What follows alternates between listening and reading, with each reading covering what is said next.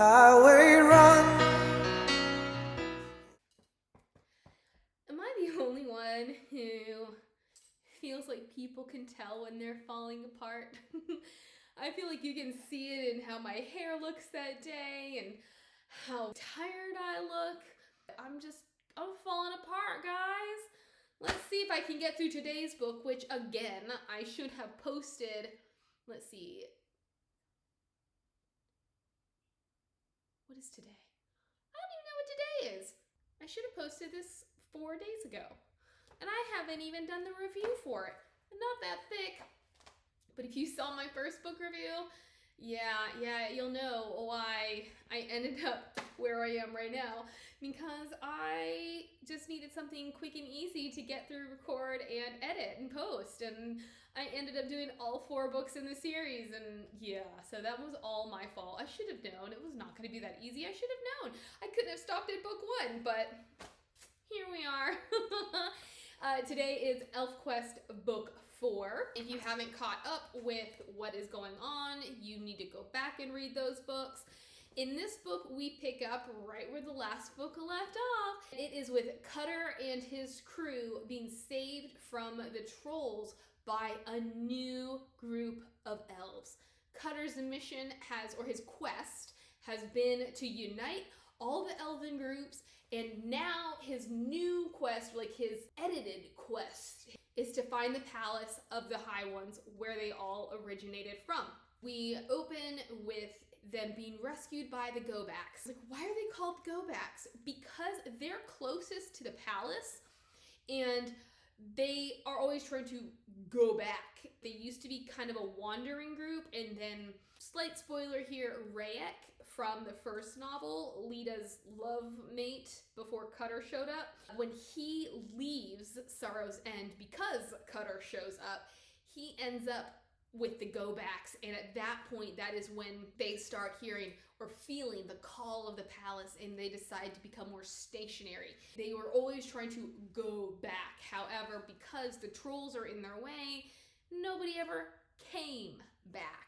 I kind of took issue with that because I wanted to know, why were these trolls so successful in defeating every single elf that came their way?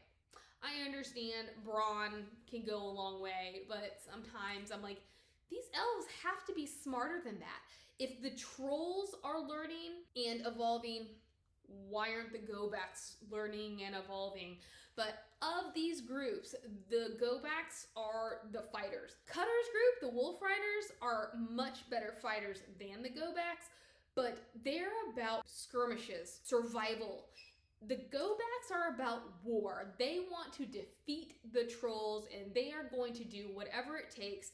But this is actually where Cutter and the Wolfriders learned the term war. They've never heard it because they sort of did wage a war against the humans for all those centuries, but it wasn't a conscious war. It was more like, they're getting in our way, we're getting in their way, we're always going to be battling.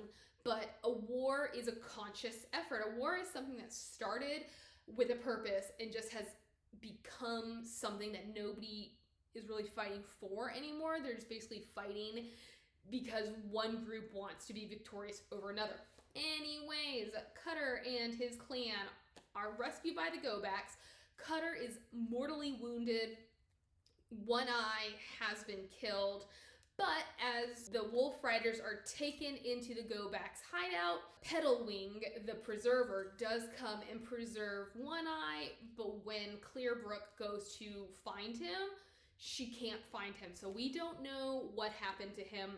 Turns out Two-Edge came and got him, and it's like this whole quest was actually set up by Two-Edge. Two-Edge is the son of Winnowill, who's an elf. We don't quite know this here, but at some point we do delve more into Winnowill's history and her history with her son, and it turns out that she tortured him to the point of madness, and so he's always trying to figure out which half of himself is better, the troll or the elf, which is why he essentially sets up this quest where in book 2, Cutter, when he and Skywise leave the desert and come back to the Holt, They are captured by Picknose because Picknose knows that Cutter's sword New Moon has a key in it, and this key is the key to Two Edge's treasure. It's really something that Two Edge said, this treasure is not actually for the trolls, it is for the elves, but in order for the elves to get there, because his plan was for Cutter's dad, Bearclaw, to be the one to go on this quest. Bearclaw wasn't an explorer. Bearclaw was very singular-minded in nature. It really took until Cutter took charge for him to really say what else is out there. Now, just Two Edge has set all these obstacles and all of these clues and all of these things before him to get him to where he, Two Edge, wants the elves to be, because once the elves battle the trolls, whoever comes out victorious means that that is the better side of Two Edge's nature. So that's kind of the biggest spoiler of them all, is this quest was orchestrated by a mastermind and we had no clue. Cutter has been mortally wounded. Lita, his life mate, has tried to come to his aid, trying to heal him, but he is almost to the point of no return until a go-back shows up and is like, I'm gonna help you out. Turns out that go-back is Rayek. They are like, we thought you were dead. He's like, no, I'm still here, alive and kicking. And he reveals to them that he met a rock shaper named Ekuar. Ekuar, E-K-U-A-R. Because when he crossed the desert, he had ended up in the Trolls' Caverns. As he was escaping them, he met Ekuar, and we learned that Ekuar, his backstory is that I don't know where he came from. I don't know where his friends come from, but he and his fellow rock shapers, they had also found the palace. They were determined to get in, whereas everybody else was like, we're gonna give up. He and his three friends were like, no, we're getting in there. When they got in there, they were ambushed by trolls, because once the high ones had evacuated, once the humans attacked them and they fled, the humans took it over and then the trolls took it over. And so even though the place looked abandoned, it wasn't. But these trolls, they were like, you know what, these rock shapers, they're gonna be useful. So they captured the three and they used these rock shapers to build the tunnels. So the tunnels that the Wolfriders escaped through to get to the desert in the first novel, those were shaped by Ekuar and his friends. Osek, Mekta, and Ekuar said, we're gonna figure out a way in there, only for them to get ambushed by the trolls. Osek and Ekuar are able to flee when Greymung breaks off from Guttlecraw. They're like, we're gonna take the opportunity to get out of here. There's nothing about Mekta. We have no idea what happened to the third one. Ekuar and Osek end up separating, and Osek is like, I'm getting out of here, whereas Ekuar just kind of does his own thing. And then these are the bones that Lita and the others found when they left Sorrow's End in the second novel to go find Cutter. We are introduced to Ekuar, and we are told how Rayek had stumbled across him, and Ekuar had shared his wisdom and helped strengthen Rayek's powers. My big question is still, why do some elves have abilities, but not all elves? That's never explained. Some seem to really have strong magic. Others seem to have weak magic. Rayek comes, helps, saves Cutter's life, and this is where they meet Vaya and Kavi. Kavi is the leader of the Go-Backs. She does not understand the ways of, I guess, normal elves and this whole idea of recognition and love mates versus life mates. She's just like, you know, love who you're gonna love. And this does slightly explain one of my questions as to whether or not elves can have children outside of recognition. According to Kavi, they have children without recognition, so I guess they can. But then there's something else that I read where two unrecognized elves enlisted Lita to help them have a child. So I'm still kind of confused. Cutter is like, I'm here to find the palace. And Kavi's like, well, I just want to defeat the trolls, so we'll come with you. I mean, we want to find the palace too, but really, like, We want revenge against these trolls who have been making our lives miserable. But first, sorry, this one's taking me forever to get where I need to go. I talked about One Eye who died, and I talked about how I've become a super sap soul. There was this moment where I felt all the emotions because One Eye's life mate is Clearbrook. Their son is Scouter. I've already told you how Clearbrook, who is right, there we go. I've already told you how Clearbrook cut off her braid and laid it across his body.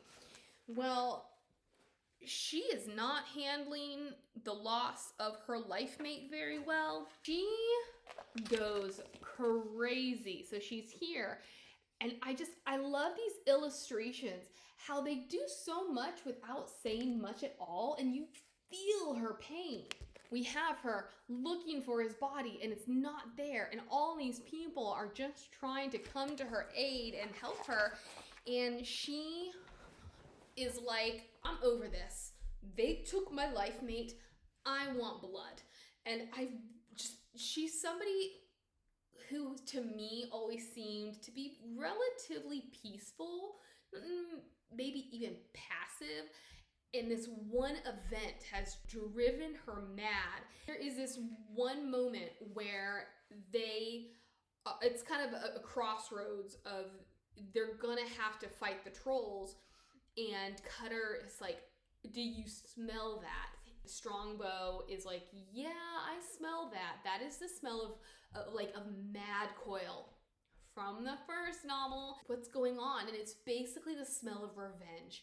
And the way that Cutter's dad went mad after the death of Joyleaf, who was Cutter's mother. And that's the same thing that we're getting from Scouter, that we're getting from Clearbrook, that these elves are so hell-bent on revenge that they are moving away from the way. And he's like, we have got to fix this. Like, this is not how we are. Cutter says, my goal is to get to the palace. The Go-Backs agree to go with them, and they have a party, if you know what I mean. Like, they said, children, you are not allowed to be here. This is for warriors only. And I'm just like, okay, yeah, Skywise is, you know, he's feeling all the love. And you can tell that Rayek is still not over Lita, and he is still harboring a jealousy for the relationship that she has with Cutter, because he can't get his love on because he's too distracted by them in the corner. Just one big love fest. All of the warriors, they go off. They leave Redlance and some of the Go-Backs with the children. They're following Petalwing because Petalwing knows the way to the palace. Honestly, I felt like this was a little bit long and a little convoluted. I didn't understand why they had to go through all of these secret tunnels and caverns just to end up in Guttlecraw's throne room. The basic concept is, yes, his throne room is the way to the palace. Like, you have to go through there to get to the gateway. But I was just like, why are we sneaking? To me, if you're trying to avoid the trolls, then you're never gonna get to a point where you have to cross paths with them. When in reality, that was the end result. Like, that was the end game, was to eventually end up in the one place where they'd have to fight the trolls. So it's like, I mean, for me, could have been a little less convoluted, but it is what it is. The elves are encountering all these obstacles, but with Rayek and Ekuar, they're able to overcome most of the hurdles until they get to this one room where Guttlecraw has set the enslaved trolls from Grey Monk's sect to basically do all their work for him. This is where we re-encounter Picknose. The girl that he wants to be with has been kept with Guttlecraw. I don't know if it's because she's a female and that's just what females do, or if she had changed her allegiances, because all she wants is the most powerful troll in the bunch. His girlfriend, I don't know what it is. I don't particularly care for her. I don't know if I'm supposed to care for her, but we see her off with that sect of trolls, and Guttlecraw is kind of like, something's going on.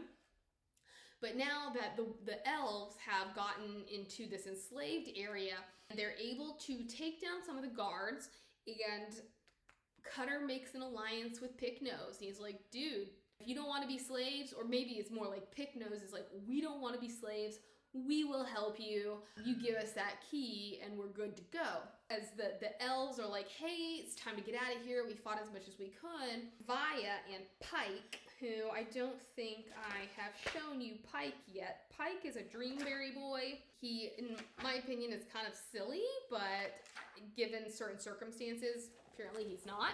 Here's Pike. So Pike and Via they realize they're the last ones. And Ekuar is using his abilities to close the stone around where the elves and trolls have escaped to, and Via's like, gotta get through there, only to get caught by a troll, pulled back. Pike is injured, the portal is sealed, and she is left on the other side. Kavi, who they don't show love and affection to their youth, to their young, to their offspring. And so it turns out that Kavi is actually Via's mother. She acts like Via brought this on herself, and who really cares? But Pike is pretty devastated. Kavi is actually devastated, but it is kind of the way of the go back is to die fighting. Via is brought to Guttlecraw, and he's trying to get information out of her, and she will not relent. She does, however, so they're like, here's one option of what she could do, here's another option of what she could do, but nobody expected option 3, which was for her to be able to get hold of a dagger and cut Guttlecraw. That was anticlimactic, because the way that it is brought up, you're like, oh my gosh, she's actually gonna do some damage here. No, she is killed. Thrown on a heap, only for Two Edge to be like, I'm taking her with me because I've got plans for her. Is she dead? Is she not dead? The elves are continuing on, and Two Edge is like, no. It's elves versus trolls. Trolls and elves cannot unite, so I'm gonna do what I can in order to divide these forces. He steals Ekuar, destroys the bridge that Ekuar had built. Rayek is left with the trolls to help create a new bridge, while Cutter and the rest have gone on. Before this, actually, they finally come across Two Edge's treasure. The trolls have tried to backstab the elves, so now they are fighting. Skywise tells Cutter, he's like, throw me your knife, because he knows there's a key in there, and he's like, I know this key goes in this door. There's a keyhole right there. It looks just like the key. How do I use this key? Which I thought was pretty comical. He eventually figures it out. What is revealed is that it's actually not a treasure for the trolls, it's a treasure for the elves. It is armor. But inside this armory, essentially, we find One Eye and Via, who have been decked out in the armor, which is then how the elves, because they have no clue what armor is, this is how they realize how to put the armor on, what the armor is for. There are other kinds of weapons that are far superior to what they already have. And at the same time, Clearbrook and Scout are like, oh my gosh, that's One Eye. One Eye is still alive because Petalwing had wrapped him in rat stuff right before his soul could leave his body. Lead is like, don't unwrap him. Let's just wait until we get to the palace. The warriors go off and she stays there. And there's a moment where we realize like she knows something. Turns out what she realized was that he is actually still alive and that she could possibly bring him to full healing. She's unable to do it because why she could have tried to heal him inside the wrap stuff, I don't understand. But she cut open the wrap stuff, and before she could actually heal him, his soul escapes. She tries so hard that she actually infuses him with some of her own life force, which, does that sound dangerous to anybody but me? So now she's ashamed and feeling guilty for assuming she could do more than she can. I'm still on the fence as to how I feel about this guilt that she is harboring, because I don't feel like she is that hubristic, but maybe she is. Maybe she thinks that she is the best thing since sliced bread because she's a healer. In any case, Clearbrook and Scouter do forgive her, and they're like, you tried. He is with us. We might not have his spirit, but his body is here. That leads into something else. Meanwhile, the elves and the trolls, they're on their way. Two Edge is like, absolutely not. You guys are not going to go forward together. The elves continue on to Guttlecraw's, and Guttlecraw knows they're coming. He's like, ugh, we're going to wipe them out in a second, not counting on the fact that they have armor. Now they show up and they're wearing armor, and he's like, I don't really know what to do. So the skirmish begins. Eventually, Picknose and his trolls come and they join in the fight. Guttlecraw's army is defeated. But in the meantime, Guttlecraw, when he knows that all these warriors are coming, he says, if they've sent all their warriors, all the go-back warriors, that means that their young are unguarded. I told you, Redlance is with them, a couple of other go-backs are with them, but probably not the best fighters in the bunch. Guttlecraw, before he sends his warriors off, he's like, but bring Bag of Bones with you. And I'm like, Bag of Bones? Who's Bag of Bones? If you know anything about Stephen King, you know that there's a movie called Bag of Bones, and I'm just like all over it. First, here are all the elven warriors in their wolf-shaped armor. Here is where the trolls and the elves are separated. But here is where Redlance and all the kids are, and this is Suntop. This is Lita and Cutter's son. He's like, something is rotten in the state of Denmark, but what the trolls had done was with Bag of Bones, again, they're inside, they're having a fun time. The trolls are coming, and here's Bag of Bones. They stand downwind of the wolf guards. They do sense that something is going on. It doesn't smell wrong. Like, it doesn't smell right, but it doesn't smell wrong, so they don't do anything. Turns out Bag of Bones is Mekdar, the long-lost rock shaper. As I've mentioned, Guttlecraw had been threatening dismemberment to Vaya, and this is what he did. He would wear a crown made of elf fingers, because that's kind of probably what he would take first, for the fingers and then the arms and whatever else. Apparently, he had dismembered Mekdar to an extent, and then I guess tortured him to an extent that he'd also lost his mind. He just was a bag of bones and still had his rock shaping abilities. I'm fuzzy, super fuzzy. It's really intriguing. I really like the idea, but I think it needed a little bit more expansion. Whatever the case, Redlance, because he is a tree guy, he works with nature, but he's really passive. He's a peacemaker, but something about these trolls attacking brings out his latent warrior. I don't really know. All I know is that once the elves defeat the trolls, they come back and they're like, what the heck happened here?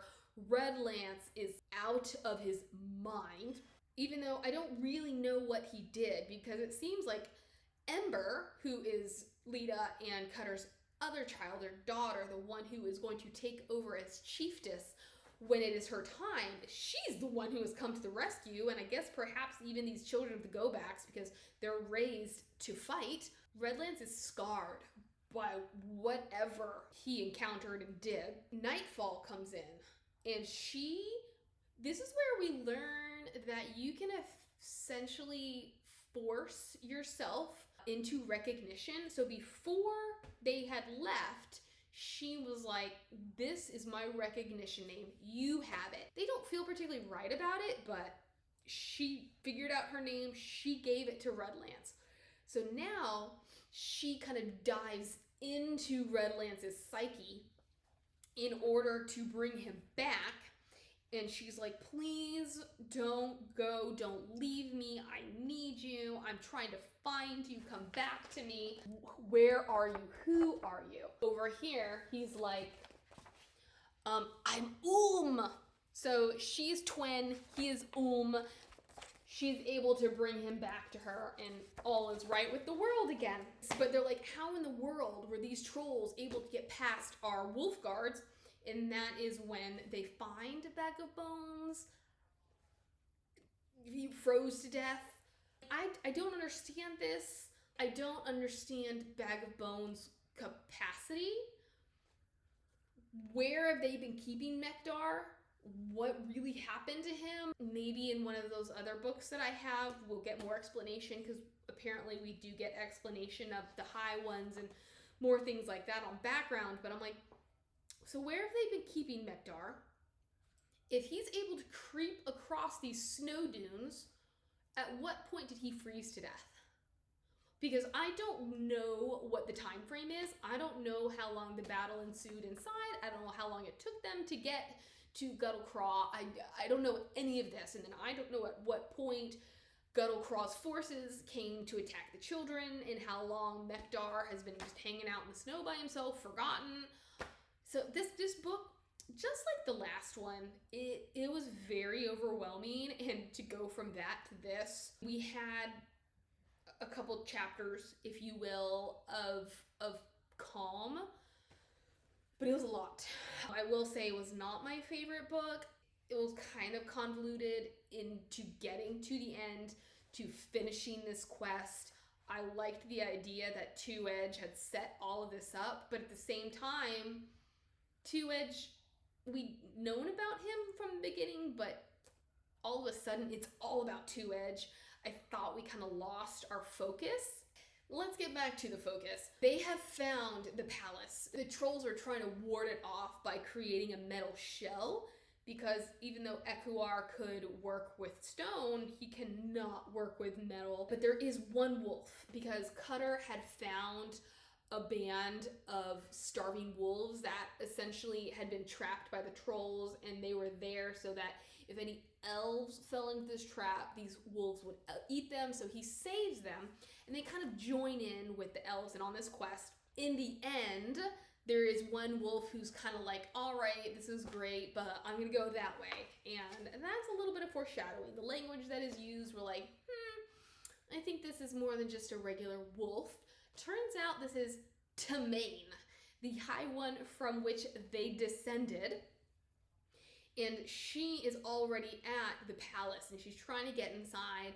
The trolls help them get in, because they're like, well, we built it, and apparently you guys know nothing about metal, because that was a skill that Two Edge saved for the trolls. They get inside this palace, and she resumes her elf form. She was confusing for me. I still felt very unsatisfied by the end, because she had remained, as I'd said in the previous novel, she had remained in her wolf form. And I used the terminology stuck, and it wasn't like where she shapeshifted and just couldn't unshapeshift. It was more like she shapeshifted and she really liked this shape, so she just stuck with it. She lost touch with her elf self.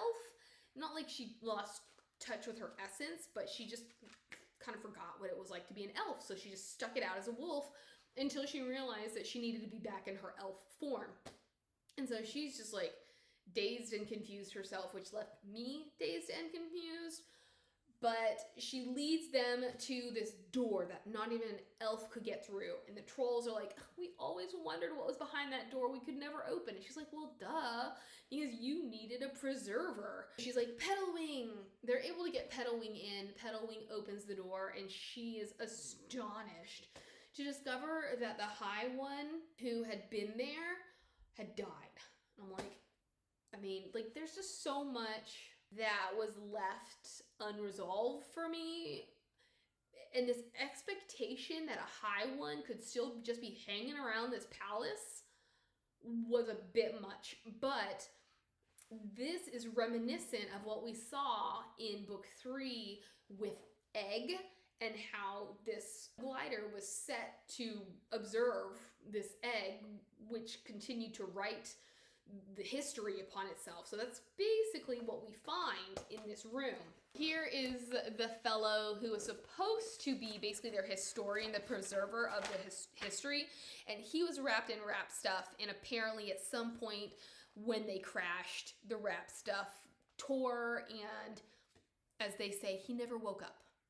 That wasn't a sufficient answer for me, but she then says, hey, wrap me up. Cutter is freaking out because he's like, look, if she's wrapped up, we're never going to get answers. And this is when, I guess, she's a high one. So she doesn't think about explaining things before she does it. However, speaking through Suntop, she's like, don't worry, I've got this covered.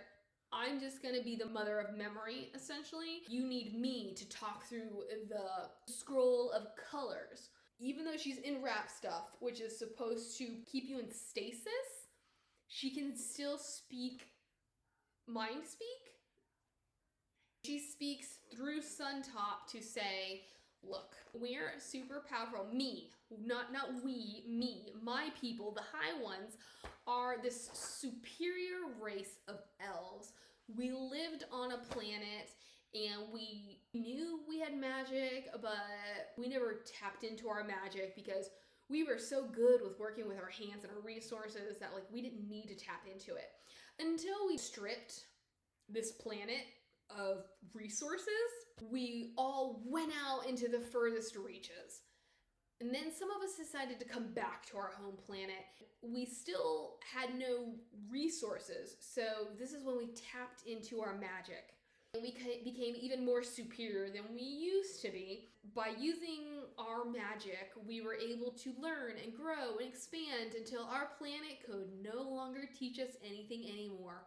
This was all super meta. Maybe I was tired, but I found it really hard to grasp the concepts that the Pinis were trying to relay to us, to convey to us. Anyways, it seems that these metaphysical beings, they didn't actually have to have physical form, but they liked physical form because physical form meant that they could feel, they could taste, they could enjoy the pleasures of having a physical form. And then we all decided, let's go out into the stars. They got together in what they called bands, and they had a pod that they would use to go out and travel. On their travels, they found all these different places, but they wanted more. In all these places, they would just adapt. They would form themselves into the landscape, into whatever they needed to so that they could observe without being seen.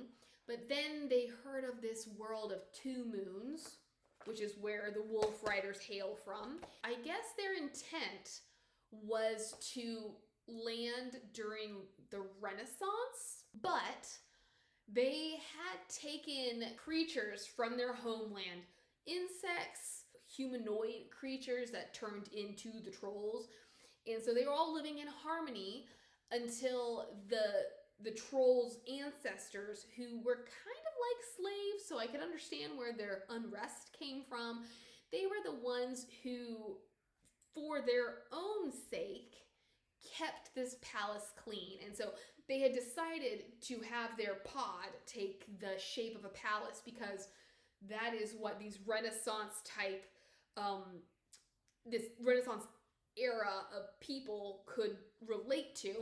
So they cut open the wrap stuff of the guide, essentially, and this guy is so thrown off that everything gets thrown off, and this is how they end up crashing.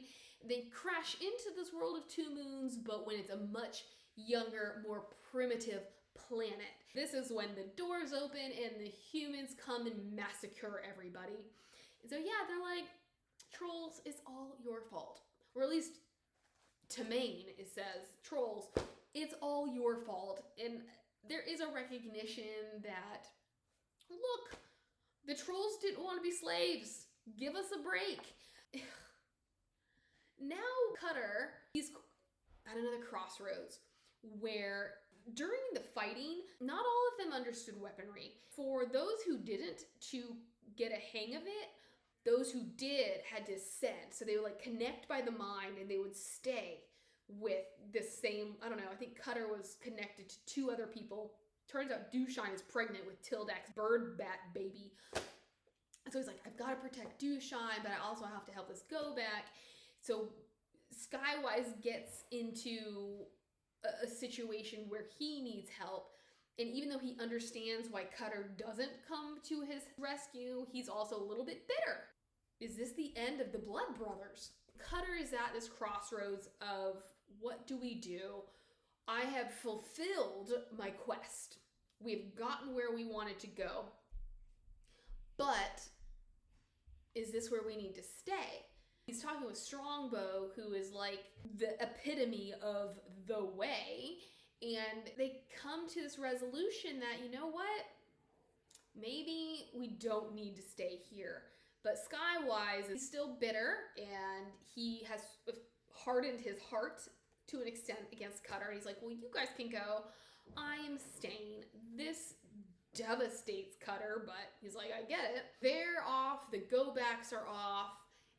And I'm like, so it's just Skywise hanging out in this palace with Tamain wrapped in wrap stuff? This is really anticlimactic. Like, I wanted this huge, great saga about the High Ones, only to realize that they overstayed their welcome on their home planet, and then they thought they were better than everybody, and so they're like, we're just going to bestow our greatness upon humans, only for that to go wrong. I thought they were a bit egotistical. Now Cutter, he decides, we're gonna go back to the Forbidden Forest, which in book 2 is where they found the human chief's daughter, where they found Petalwing and the preservers who wrap everything in wrap stuff. And they had done this at the behest of Winnowill, who said, this is what I need you to do until I come back. Winnowill, for some reason, never came back, and until I read the rest, I'm never gonna understand what her damage is. So they're like, this is gonna be our new home. The go-backs, they still just want to fight everybody. So they part ways, but Rayek, he does stay, because he's like, there's so much for me to learn here. Now we have this idea that Cutter and Skywise are going their own way, and Cutter is never gonna smile again. And I'm like, why is he not smiling again? Because he and his blood brother are gonna be separated for life, only for Skywise to be like, you know what? No, I can't do this. And he rejoins them, and happily ever after. Going back to One Eye, Lita sees the error of her ways and how she isn't all that in a bag of chips the way she used to think she was. They bring Strongbow with them to the palace, and Tamain says, well, you know what? The one difference, because we still do not know where the go-backs came from. We still do not know where the Sun Folk came from. We know that the gliders are the purest form of the High Ones. I'm assuming the Wolfriders, because they are Tamain's lineage. That they have a choice where their soul essentially goes. They can choose to stay, or they can choose to go. And you know what? One Eye chose to go. Lita said she could almost hear the joy when he escaped his body, when she opened the wrap stuff. This is when Clearbrook and Scouter come to terms with they've lost their loved one.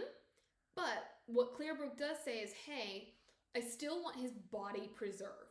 Because even though we're in this palace, and even though this is where all the spirits of all the elves end up, he's not answering me. So it could mean that this is what he wants. Or it could mean that we need to wait a little longer. So she says, preserve this body. And Petalwing's like, dude, the guy's dead. There's no point. But if they didn't preserve the body, then the body would waste away. So Petalwing does that, and they leave him in the palace as they go back home. That's the end of the quest. That is the end of Elfquest. There is more, but that is the end of the original quest. And like I said, this one was kind of a letdown. I was just waiting for this magical moment. The pinnacle of everything we've been waiting for, which is finding this palace, figuring out where the elves came from, and it was less than impressive. I'm sorry, Richard and Wendy. You're so creative. You could have done so much more. And that's what you gave us? There are more books. I'm sure you took it somewhere better in the end, like you edited yourselves. It just wasn't enough for me. I didn't like the way that in the end the elves were united, because they weren't united. The gliders still think they're the best thing since sliced bread. The Suntop are hanging out in the desert, and the Go-Backs are like, we don't really want to be like you Wolfriders. Like, how are they united except with the idea that they know the other exists? Just the idea that we know we're not alone. Which is kind of a cool thing. Like, they don't necessarily have to be physically united. Like, I like this alternative to what unification means. I have more to say, but it is time that I move on. If you want me to read the rest, leave it down in the comments. If you have any further insights for me, or comments, or just whatever, leave it in the comments. If you have other graphic novel-esque recommendation, leave it in the comments. But there we go. Have a great day.